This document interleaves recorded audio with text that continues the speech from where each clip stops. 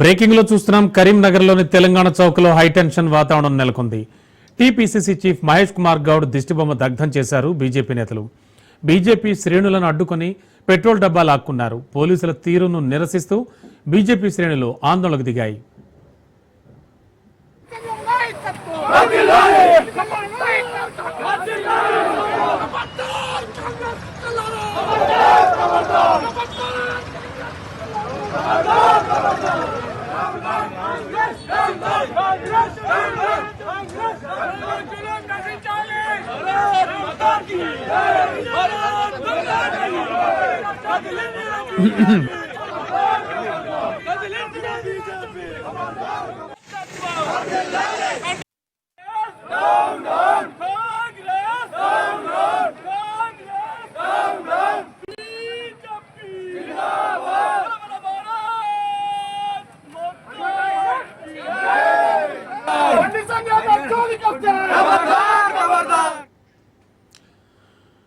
Breaking లో చూస్తున్నాం. కరీంనగర్లోని తెలంగాణ చౌక్లో హైటెన్షన్ వాతావరణం నెలకొంది. టీపీసీసీ చీఫ్ మహేష్ కుమార్ గౌడ్ దిష్టిబొమ్మ దగ్ధం చేశారు బీజేపీ నేతలు. బీజేపీ శ్రేణులను అడ్డుకుని పెట్రోల్ డబ్బా లాక్కున్నారు. పోలీసుల తీరును నిరసిస్తూ బీజేపీ శ్రేణులు ఆందోళనకు దిగాయి.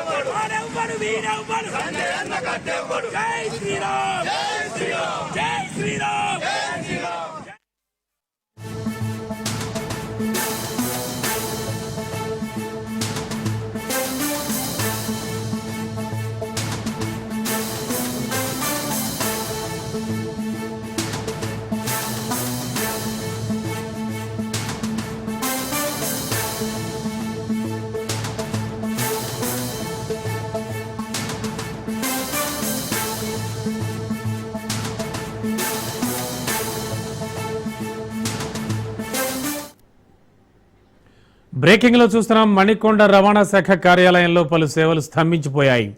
విద్యుత్ స్తంభాలకున్న కేబుల్ వైర్లను తొలగించాలన్న ప్రభుత్వ ఆదేశాలతో కేబుల్స్ ను కట్ చేశారు మున్సిపల్ అధికారులు. కేబుల్స్ తొలగింపుతో ఆర్టీఏ ఆఫీసుకు ఇంటర్నెట్ కట్ అయింది. దీంతో పలు సేవలన్నీ నిలిచిపోయాయి. వందల సంఖ్యలో కార్యాలయాలకు చేరుకున్నారు దరఖాస్తుదారులు. లైన్ లేకపోవడంతో చాలాసేపు కార్యాలయంలో వేచి ఉండాల్సి వచ్చింది వాహనదారులు.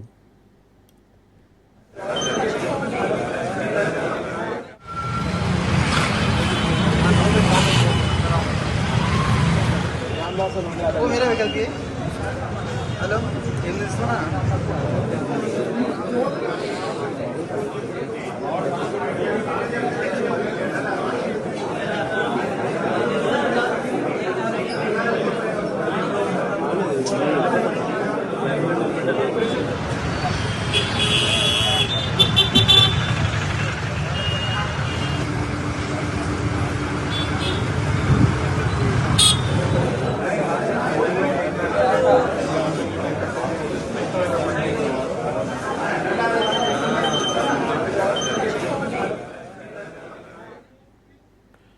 మణికొండ రవాణా శాఖ కార్యాలయంలో పలు సేవలు స్తంభించిపోయాయి. దానికి సంబంధించిన బ్రేకింగ్ న్యూస్ చూస్తున్నాం. విద్యుత్ స్తంభాలకున్న కేబుల్ వైర్లను తొలగించాలన్న ప్రభుత్వ ఆదేశాలతో కేబుల్స్ ను కట్ చేశారు మున్సిపల్ అధికారులు. కేబుల్స్ తొలగింపుతో ఆర్టీఏ ఆఫీసుకు ఇంటర్నెట్ కట్ అయింది. దీంతో పలు సేవలు నిలిచిపోయాయి. వందల సంఖ్యలో కార్యాలయాలకు చేరుకున్నారు దరఖాస్తుదారులు. లైన్ లేకపోవడంతో చాలాసేపు కార్యాలయంలో వేచి ఉన్నారు వాహనదారులు.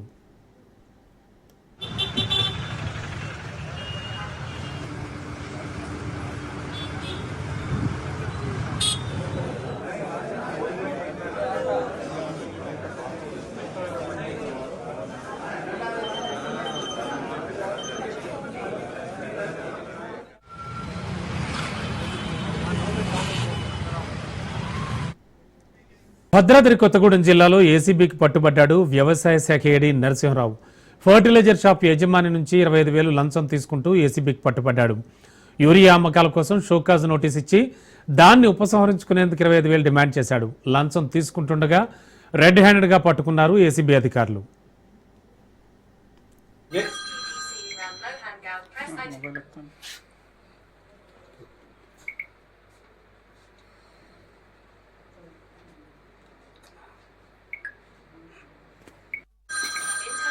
म्हणजे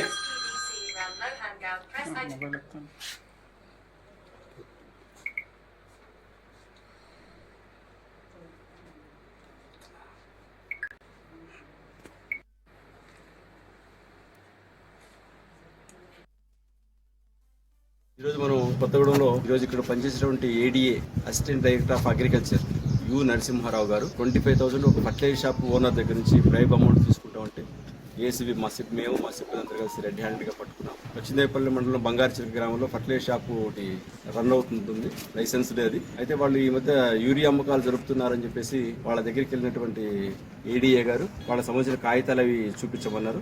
అవి తీసుకుని ఆఫీస్కి రమ్మన్నారు. వాళ్ళు ఆ కాగితాలు తీసుకుని ఆఫీస్కి వచ్చిన తర్వాత వాళ్ళని ఒక 50,000 రూపీస్ డిమాండ్ చేయడం జరిగింది. మీ దగ్గర ఓ ఫామ్ లేవు, ఇన్వాయిస్ ప్రాపర్గా లేవని చెప్పేసి వాళ్ళు ఎప్పుడైతే 50,000 వాళ్ళు రిక్వెస్ట్ చేశారు. మేము అంత ఇచ్చుకోలేమంటే కూడా ఆయన ఇవ్వకుండా ఖచ్చితంగా 50,000 ఇవ్వకపోతే మీ షాప్ లైసెన్స్ క్యాన్సిల్ చేస్తానని వాళ్ళని బెదిరించడం జరిగింది. వాళ్ళు వెంటనే ఆ లంచం అమౌంట్ ఇవ్వడం ఇష్టం లేక మా ఏసీబీని సంప్రదించడం జరిగింది. ఇమీడియట్ గా ఏసీబీ రంగంలో దిగింది. వచ్చిన తర్వాత మళ్ళా వాళ్ళని వెళ్ళిన తర్వాత వాళ్ళ డిమాండ్ రికార్డింగ్ చేయడం జరిగింది. ఫస్ట్ 50,000 అడిగినటువంటి ఆయన వీళ్ళు రిక్వెస్ట్ చేసిన తర్వాత దాన్ని 30కి, తర్వాత మళ్ళీ ఇంకా రిక్వెస్ట్ చేస్తే 25,000కి వచ్చారు. ఆ 25,000 ఆ ఫర్టిలైజర్ షాప్ వాళ్ళ దగ్గర నుంచి ఈ రోజు ఆ సదర్ ఏడీఏ నరసింహారావు గారు కొత్తగూడెం ఏడీఏ గారు తీసుకుంటాం రెడ్ హ్యాండ్గా ఏసీబీ పట్టుకున్నారు. ఈరోజు అమౌంట్ 25,000 కూడా రికవరీ చేయడం జరిగింది. కలర్ టెస్ట్ కూడా చేసాం. కలర్ టెస్ట్ లో కూడా పింక్ కలర్. ఈరోజు మనం కొత్తగూడెంలో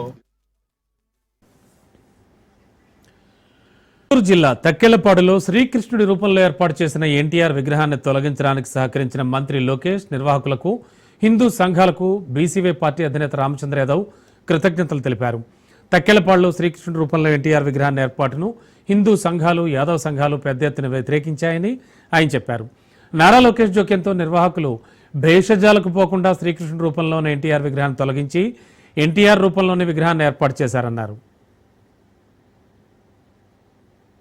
2 రోజుల క్రితము ఆంధ్రప్రదేశ్ రాష్ట్రం గుంటూరు జిల్లా తక్కెళ్లపాడు అనే ప్రాంతంలో కొంతమంది అధికార పార్టీకి సంబంధించిన వ్యక్తులు శ్రీకృష్ణుడి రూపంలో ఉన్న ఎన్టీ రామారావు గారి విగ్రహావిష్కరణకి పూనుకోవడం జరిగింది. ఈ విషయం తెలిసిన వెంటనే రాష్ట్రంలో ఉన్న హిందూ సంఘాలు, యాదవ సంఘాలతో పాటు ప్రతి ఒక్కరూ కూడా ఈ విషయాన్ని ఖండించారు, వ్యతిరేకించారు. నేను నేరుగా ఆ గ్రామానికి వెళ్లి అక్కడ నిర్వాహకులు ఎవరైతే ఉన్నారో వాళ్ళతో చర్చించి రామారావు గారి విగ్రహ ఏర్పాటుకు మేము వ్యతిరేకం కాదు, కానీ నటుడిని దేవుడి రూపంలో ప్రతిష్ఠిస్తే వివాదం అవుతుంది, ఇబ్బంది అవుతుంది అనే విషయాన్ని నచ్చజెప్పినప్పటికీ కూడా నిర్వాహకులు వినే పరిస్థితుల్లో లేనప్పుడు దీని మీద స్పష్టమైన ప్రకటన కూడా చేయడం జరిగింది. అయితే ఆ రోజు రాత్రి కొంతమంది తెలుగుదేశం పార్టీకి సంబంధించిన స్థానికులు కావచ్చు, అదే విధంగా పోలీస్ అధికారులు నాకు ఫోన్ చేసి ఈ విగ్రహావిష్కరణ కార్యక్రమము వాయిదా వేస్తున్నాము, ఇందులో ఎటువంటి గొడవ లేదు, వివాదాస్పదం లేదనే విషయాన్ని తెలియజేశారు. తెలియజేసిన తర్వాత మళ్ళీ నిన్న ఉదయము గుట్టు చప్పుడు కాకుండా స్థానిక తెలుగుదేశం పార్టీకి సంబంధించిన నాయకులు అక్కడ స్థానికులతో కలిసి విగ్రహాన్ని ఏర్పాటు చేసే కార్యక్రమం చేస్తే రాష్ట్ర వ్యాప్తంగా దీనిని ప్రతి ఒక్కరూ కూడా ఖండించడం జరిగింది. నిన్న విశాఖపట్నం నుండి చెలో తక్కెళ్లపాడు అనే కార్యక్రమానికి పిలుపునివ్వడం జరిగింది. కొంతమంది పెద్దలు ఆ గ్రామస్తులతో, నిర్వాహకులతో చర్చించి ఆ విగ్రహాన్ని తొలగించి ఎన్టీ రామారావు గారి యొక్క మరో విగ్రహాన్ని అక్కడ ఏర్పాటు చేయడం జరిగింది. ఈ కార్యక్రమాన్ని చేసిన నిర్వాహకులు ఎవరైతే ఉన్నారో, గ్రామస్తులు ఎవరైతే ఉన్నారో వాళ్ళందరూ కూడా ప్రత్యేకంగా ధన్యవాదాలు తెలియజేస్తున్నాను. ఈ అంశానికి సంబంధించి రాష్ట్ర మంత్రి నారా లోకేష్ గారు ఎటువంటి బేసిసాలకు పోకుండా ఇందులో చొరవ తీసుకొని ఆ విగ్రహాన్ని తొలగించి ఎన్టీ రామారావు గారి నిజమైన విగ్రహాన్ని ఏర్పాటు చేయడానికి సహకరించిన మంత్రి నారా లోకేష్ గారికి ప్రత్యేకంగా ధన్యవాదాలు తెలియజేస్తున్నాను. హైదరాబాద్ గచ్చిబౌలి నెక్స్ట్ జెన్ హాస్టల్లో దారుణం చోటు చేసుకుంది. హాస్టల్ నిర్వాహకుడు బిల్డింగ్ ఓనర్పై కర్రలతో దాడి చేశాడు. బిల్డింగ్ ఓనర్ అడ్వకేట్ శ్రీకాంత్కు తీవ్ర గాయాలయ్యాయి. కోర్టు ఆదేశాలతో 9 ఫ్లాట్స్ను ఖాళీ చేశాడు హాస్టల్ నిర్వాహకుడు. కరోనా సమయం నుంచి రెంట్ విషయంలో బిల్డింగ్ ఖాళీ చేయాలని కోర్టును ఆశ్రయించారు బిల్డింగ్ యజమాని. రెంట్ ఇవ్వకపోగా కోర్టును ఆశ్రయించాడు హాస్టల్ యజమాని. 5 ఏళ్ల నుంచి ఇద్దరి మధ్య కోర్టులో వివాదం జరుగుతోంది. మిగతా ఫ్లాట్స్ ఖాళీ చేయాలని కోర్టు ఆదేశాలు జారీ చేసింది. ఖాళీ చేయించడానికి వెళ్లిన బిల్డింగ్ ఓనర్స్ పై హాస్టల్ నిర్వాహకులు దాడి చేశారు.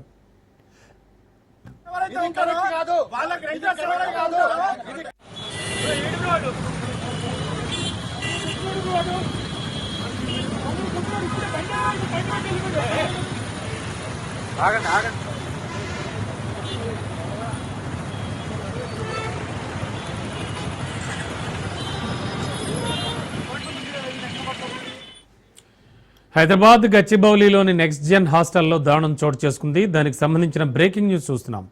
హాస్టల్ నిర్వాహకుడు బిల్డింగ్ ఓనర్పై కర్రలతో దాడి చేశాడు. బిల్డింగ్ ఓనర్ అడ్వకేట్ శ్రీకాంత్కు తీవ్ర గాయాలయ్యాయి. కోర్టు ఆదేశాలతో 9 ఫ్లాట్స్ను ఖాళీ చేయించాడు హాస్టల్ నిర్వాహకుడు. కరోనా సమయం నుంచి రెంట్ విషయంలో బిల్డింగ్ ఖాళీ చేయాలని కోర్టును ఆశ్రయించారు బిల్డింగ్ యజమాని. రెంట్ ఇవ్వకపోగా కోర్టును ఆశ్రయించాడు హాస్టల్ యజమాని. 5 ఏళ్ల నుండి ఇద్దరి మధ్య కోర్టులో వివాదం జరుగుతోంది. మిగతా ఫ్లాట్స్ ఖాళీ చేయాలని కోర్టు ఆదేశాలు జారీ చేసింది. ఖాళీ చేయించడానికి వెళ్లే బిల్డింగ్ ఓనర్స్పై హాస్టల్ నిర్వాహకులు దాడి చేశారు.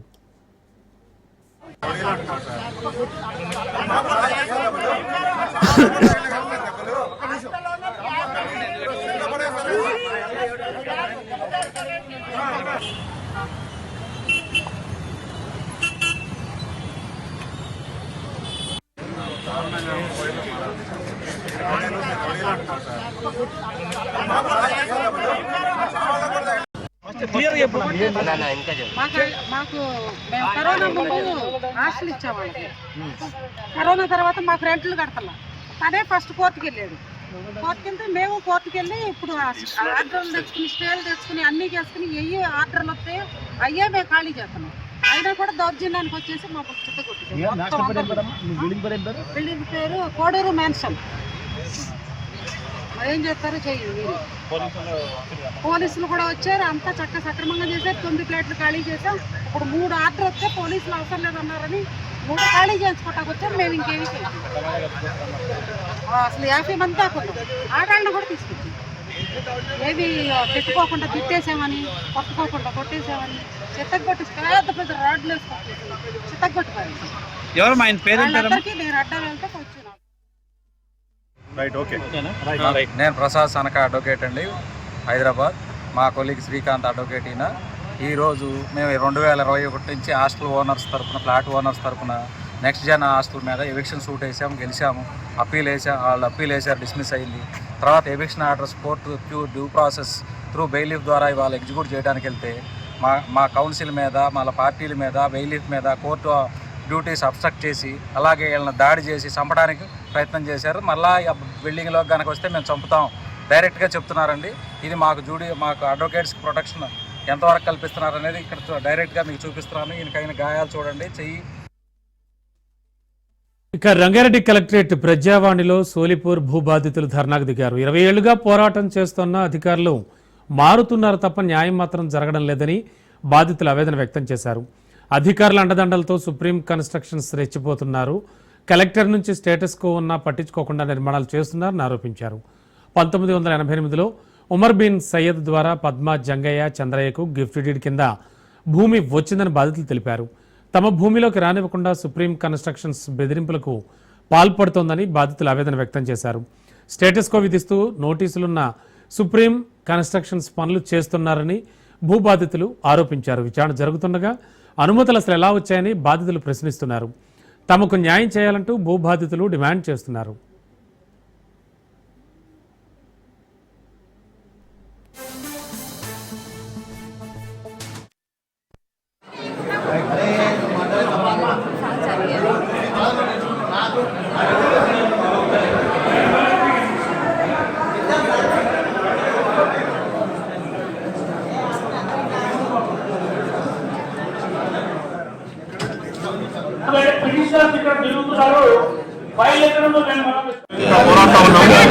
మా ప్రమేయం లేకుండా వేరే వాళ్ళు వచ్చి అక్కడ మా పొలంలో దౌర్జన్యాన్ని అక్రమ నిర్మాణం చేపడుతున్నారు. మాకు రిజర్వ్ ఆర్డర్ వచ్చింది. రిజర్వ్ ఆర్డర్ అదేవిధంగా స్టేటస్ ఆర్డర్ వచ్చి మనం అంటించినప్పటికీ మా స్టేటస్ ఆర్డర్ దాన్ని రిపేరెంజ్ చేసి ఆ గేటు తీసేసి లోపల మాకు తెలియకుండా మేము రోడ్ల పైన పనులకు తగ్గినాం సార్. మాకేం తెలియదు. మాకు మొత్తం 12 ఎకరాలు గిఫ్ట్ పట్టదారు నుంచి వచ్చినది. ఏ విధంగా అంటే ఈ సర్వే నెంబర్ మీద మొత్తం 18 ఎకరాలు ఉంటుంది. ఒరిజినల్ పట్టదారు వచ్చేసి ఉమర్ బిన్ సయ్యద్. మేము బిఫోర్ ఇండిపెండెన్స్ 1940 నుంచి దీన్ని లీజ్ డీడ్ తీసుకొని దీన్ని కాస్ట్ చేస్తున్నాము. దానికి మాకు ఇందులో ప్రొటెక్టెడ్ టెనెంట్ అనే యాక్ట్ కింద 100 ఎకరాలకు పీటీ వచ్చింది.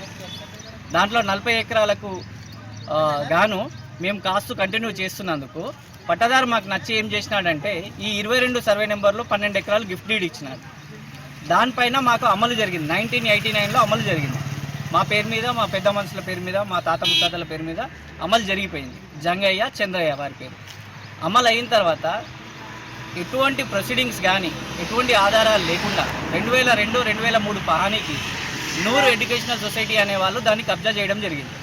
కబ్జా చేస్తూనే వాళ్ళు రెవెన్యూ వాళ్ళని మేనేజ్ చేస్తూ, అంటే సంబంధించిన అధికారులు ఎంఆర్ఓలను వాళ్ళని మేనేజ్ చేస్తూ పహానీలకు దాన్ని తొలగించడం జరిగి మా పేర్లు తొలగిస్తూ వాళ్ళ పేర్లు ఎక్కించు. పేదలకు సంబంధించిన రేషన్ కార్డుల విషయంలో రాష్ట్ర ప్రభుత్వం ముందడుగు వేసింది. నేటి నుంచి QR code based smart ration కార్డులను పంపిణీ చేస్తోంది. రాష్ట్రంలో 4 విడతలుగా వీటి పంపిణీ కొనసాగుతుంది. మొదటి విడతగా శ్రీకాకుళంతో పాటు మొత్తం 9 జిల్లాల్లో లబ్ధిదారులకు స్మార్ట్ కార్డులు పంపిణీ చేస్తున్నారు. పాత రేషన్ కార్డుకి, కొత్తగా తెచ్చిన స్మార్ట్ కార్డుకి మధ్య వ్యత్యాసాలు ఉన్నాయంటోన్న జిల్లా సివిల్ సప్లైస్ అధికారి సూర్యప్రకాశ్తో మా శ్రీకాకుళం ప్రతినిధి Soumya face to face. Andhra Pradesh రాష్ట్ర ప్రభుత్వం పాత రేషన్ కార్డుల ప్లేస్లో కొత్త రేషన్ కార్డులు ఏవైతే డిజిటలైజ్డ్ స్మార్ట్ రేషన్ కార్డులను అయితే జారీ చేయడం జరిగింది. శ్రీకాకుళం జిల్లాకి సంబంధించినటువంటి స్మార్ట్ రేషన్ కార్డులు అన్ని కూడా సిద్ధంగా ఉన్నాయని చెప్పుకోవచ్చు. అయితే పాత రేషన్ కార్డులకి ఇప్పుడు ఉండేటటువంటి ఈ స్మార్ట్ రేషన్ కార్డులకి తేడా ఏంటి, అసలు ఈ రెండింటి మధ్య ఎలాంటి వ్యత్యాసాలు ఉన్నాయి, అదేవిధంగా ఫ్యూచర్లో ఈ స్మార్ట్ రేషన్ కార్డు ఏ విధంగా ఉపయోగపడుతుంది, ఇవన్నీ వివరించడం కోసం ప్రస్తుతం మనతో పాటు ఉన్నారు శ్రీకాకుళం జిల్లా పౌర సరఫరా అధికారి సూర్యప్రకాష్ గారు. ఒకసారి ఆయన మాటల్లో పూర్తి వివరాలను తెలుసుకునే ప్రయత్నం చేద్దాం. సార్ చెప్పండి, ప్రస్తుతం ఆంధ్రప్రదేశ్ ప్రభుత్వం ఏదైతే ఈ స్మార్ట్ రేషన్ కార్డులను జారీ చేస్తుందో ఇవి చూడడానికి కూడా చాలా సౌలభ్యంగా కనిపిస్తున్నాయి. అయితే పాత రేషన్ కార్డులకి ప్రస్తుతం ఉండేటటువంటి ఈ స్మార్ట్ రేషన్ కార్డులకి తేడా ఏంటి? ఇప్పుడు ఈ స్మార్ట్ రేషన్ కార్డ్స్ అనేది మీరు ఇప్పుడు చూసుకుంటారు, ఇది కూడా చూపిస్తున్నాము. ఇది చాలా సైజు విషయంలో చాలా చిన్నగా ఉంటది. పాత రేషన్ కార్డు అనేది చాలా పెద్దగా ఉన్నది. అంటే పాత రేషన్ కార్డుకి దీనికి 1/3 అనమాట, 3వ వంతు కార్డు ఉన్నది. దీంట్లో కూడా పాత రేషన్ కార్డులు ఏవైతే వివరాలు ఉన్నాయో సేమ్ అదే కంటెంట్స్, అదే డీటెయిల్స్ కూడా ఈ కార్డులు కూడా పొందుపరచడం జరిగింది. అంటే దీంట్లో ఒక సీఎం గారి ఫోటో తప్ప మిగతా అంతా గవర్నమెంట్ ఎంబ్లమ్స్ ఉంటాయి. ఫొటోస్ ఎవరు ఉండవు ఇక్కడ. దీంట్లో ఓన్లీ లబ్ధిదారుని ఫోటో తప్ప, కార్డు హోల్డర్ ఫోటో తప్ప ఇంకెవరు ఉండవు కనుక. తర్వాత దీనికి క్యూఆర్ కోడ్ కొత్తగా పెట్టారు. అదేవిధంగా టోల్ ఫ్రీ నెంబర్ ఒకటి పెట్టారు. కార్డు హోల్డర్ తాలూకా కుటుంబ సభ్యుల వివరాలు, వాళ్ళ తాలూకా అడ్రస్, అన్ని డీటెయిల్స్ కూడా దీంట్లో ఉంటాయి. కార్డు నెంబర్ ఉంటుంది, వాళ్ళ తాలూకా డేట్ ఆఫ్ బర్త్ అన్ని ఉంటాయండి. కాబట్టి ఈ కార్డుని మనం క్యారీ చేయడానికి ఈ పాత కార్డు కన్నా ఇది చాలా ఈజీగా ఉంటుంది. ఎక్కడికైనా మనం తీసుకెళ్లాలన్నా చేయాలన్నా ఇది ఈజీగా ఉంటుంది. కాబట్టి ఈ కార్డును కూడా మనం అదర్ స్కీమ్స్ కూడా ఉపయోగించే పరిస్థితి ఫ్యూచర్ లో వస్తుందని మేము అనుకుంటున్నాము. ప్రస్తుతం అయితే దీన్ని రేషన్ డ్రా చేయడానికి మాత్రం చాలా ఈజీగా లబ్ధిదారుడు వాళ్ళ రేషన్ ఏంటి, వాళ్ళ ఎంటైటిల్మెంట్ ఏంటి మొత్తం చూసుకోవడానికి అవకాశం ఉంటుంది. మన శ్రీకాకుళం జిల్లాకు వచ్చేసి మనకి ఎగ్జిస్టింగ్ కార్డ్స్ 6,27,000. అది కాకుండా ఈ మధ్య కాలంలో కొంతమంది రేషన్ కార్డులు లేవని కొత్తగా కొన్నారు. రేషన్ కార్డు కోసం దరఖాస్తు పెట్టుకున్న వాళ్ళు కూడా ఒక 23,000 మందికి కన్సిడర్ చేసి వాళ్ళు కూడా ఈ స్మార్ట్ కార్డ్స్ ఇష్యూ చేయడం జరుగుతుంది. టోటల్గా మొత్తంగా 6,50,000 కార్డులని మన శ్రీకాకుళం జిల్లాకి మనకి పంపించారు. ఈ కార్డులన్నీ కూడా లబ్ధిదారులకి మాకు 15 days టైం ఇచ్చింది గవర్నమెంట్. ఆ 15 daysలో మేము పూర్తి చేస్తామని మేము అనుకుంటున్నాము. ప్రతి కార్డుదారు కూడా వచ్చి తీసుకోవాల్సి ఉంటుంది. వాళ్ళు ఇక్కడ వాళ్ళ షాప్ పరిధిలో వాళ్ళకి కార్డ్స్ ట్యాగ్ అని చేశాము. వాళ్ళు అక్కడికి వచ్చి మాత్రమే తీసుకోవాల్సి ఉంటుంది.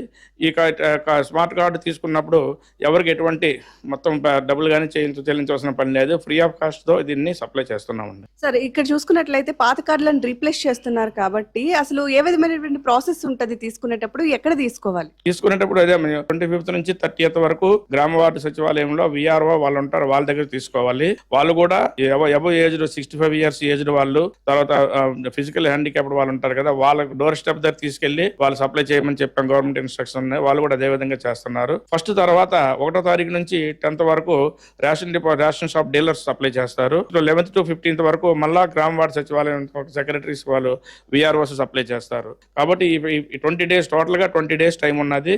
ఎవరు హర్రీ పడవలసిన పని లేదు. అందరికీ వాళ్ళ రేషన్ కార్డ్స్ సప్లై చేస్తారు. మేమైతే ప్రతిరోజు దాని మీద మానిటరింగ్ చేసుకుంటాము. ఎన్ని సప్లై చేశారు ఏంటి, వీటి మీద మానిటరింగ్ కూడా ఉంటుంది కనుక ఈ చక్కగా ఈ ప్రక్రియను సాగిస్తారు.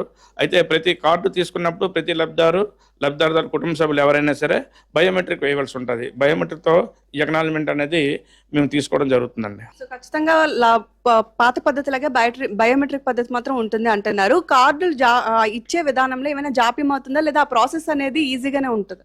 ఈజీగానే ఉంటుందమ్మా. దీంట్లో ప్రాసెస్ సెక్రటేరియట్ పరిధిలో విఆర్ఓ తక్కువ కార్డులే ఉంటాయి అక్కడ. మహా అయితే ఒక సెక్రటేరియట్ పరిధిలో ఒక 1000 కార్డులు లోపే ఉంటాయి కనుక వాళ్ళు రోజుకి 100 కార్డులు సప్లై చేసిన సరే 10 రోజులు అయిపోతుందండి.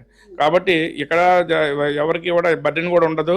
ఇది చాలా ప్రాసెస్ కూడా చాలా ఈజీ. కార్డులు తీసుకెళ్ళిన తర్వాత ఆ లబ్ధిదారుడు తాలూకా కుటుంబ సభ్యులు కానీ లబ్ధిదారుడు కానీ బయోమెట్రిక్ వేస్తే చాలు, వాళ్ళకి కార్డు ఇచ్చేస్తారు ఇమీడియట్గాను. దీంట్లో ఎక్కడ ఏమో రాయవలసిన పని లేదు, ఏమో డాక్యుమెంటేషన్ చేయవలసిన ఏం పని లేదు. ఆటోమేటిక్గా ఆన్లైన్లోనే అది అక్నాలజ్మెంట్ అయిపోతుందండి. 15వ తారీఖు లోపు ఎవరైతే వాళ్ళకి సంబంధించినటువంటి విలేజెస్ ఉన్నాయో ఆ విలేజ్ సచివాలయాల దగ్గరికి వెళ్ళి ఈ స్మార్ట్ రేషన్ కార్డులను అయితే తీసుకోవాల్సిందని చెప్తున్నారు. అయితే ఆ విలేజ్ సచివాలయంలో 15 రోజుల్లో తీసుకోని తర్వాత లేని వాళ్ళ పరిస్థితి మాత్రం ఇప్పటి వరకు ఒక స్పష్టత అయితే లేదని మాత్రం చెప్తున్నారు. అయితే ఇవి మాత్రం ప్రస్తుతానికి మనకి ఏటీఎం కార్డ్స్, ఆధార్ కార్డ్స్ ఏ విధంగా అయితే క్యారీ చేస్తామో ఈ స్మార్ట్ రేషన్ కార్డ్స్ కూడా అదే సైజులో ఉండడం వల్ల, అంతే క్వాలిటీగా ఉండడం వల్ల క్యారీ చేయడానికి కూడా చాలా వరకు ఈజీగా ఉంటుంది అని చెప్పి ఎవరైతే లబ్ధిదారులు ఉన్నారో ప్రస్తుతానికి వాళ్ళు కూడా అభిప్రాయపడుతున్నటువంటి పరిస్థితి కనపడుతుంది. మరి ఫ్యూచర్ లో ఈ స్మార్ట్ రేషన్ కార్డ్స్ ఏ విధమైనగా ఉపయోగపడతాయి అనేటువంటి మాత్రం ఇంకా వేచి చూడాల్సిన పరిస్థితి కనిపిస్తుంది. Over to studio. వికారాబాద్ జిల్లాలో రైతులకు యూరియా కష్టాలు తీరడం లేదు. ఎరువుల కోసం రైతులు తీవ్ర ఇబ్బందులు పడుతున్నారు. యూరియా కోసం రైతులు కిలోమీటర్ల మేర క్యూలు కడుతున్నారు. కానీ భూమి పట్టా పాస్బుక్ ఉన్నవారికే యూరియా ఇవ్వడం వల్ల చాలా మంది రైతులు ఆగ్రహం వ్యక్తం చేస్తున్నారు. క్యూలో నిలబడి సగం రోజంతా గడిచిపోయింది. ఎరువులు రాకపోతే పంటలు ఎండిపోతాయని రైతులు వాపోతున్నారు.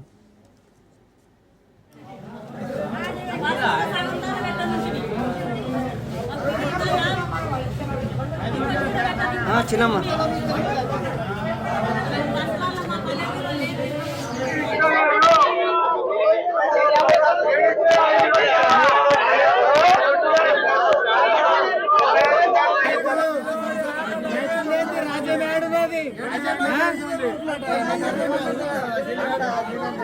రైతులు లేని రాజులు ఎట్లా ఇస్తున్నారు?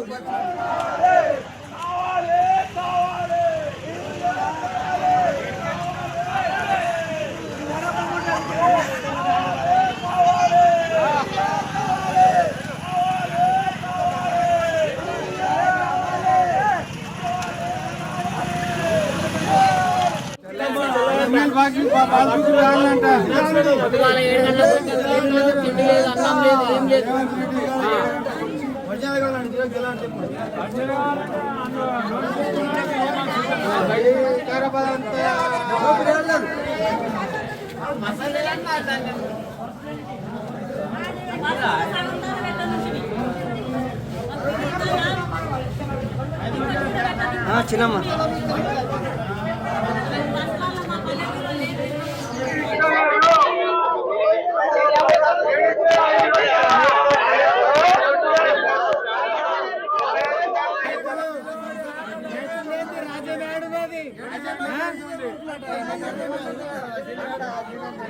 రైతులు లేని రాజులు ఎట్లా ఇస్తున్నారు?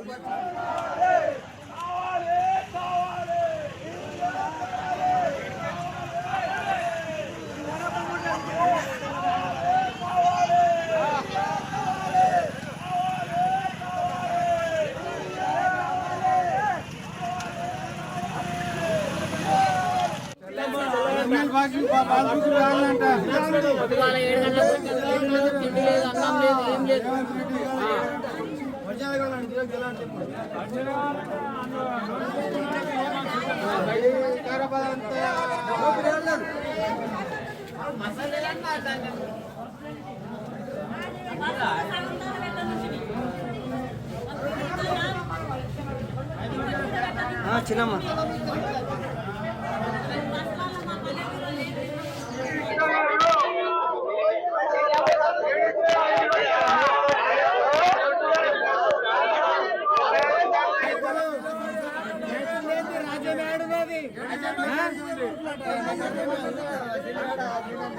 రైతులు లేని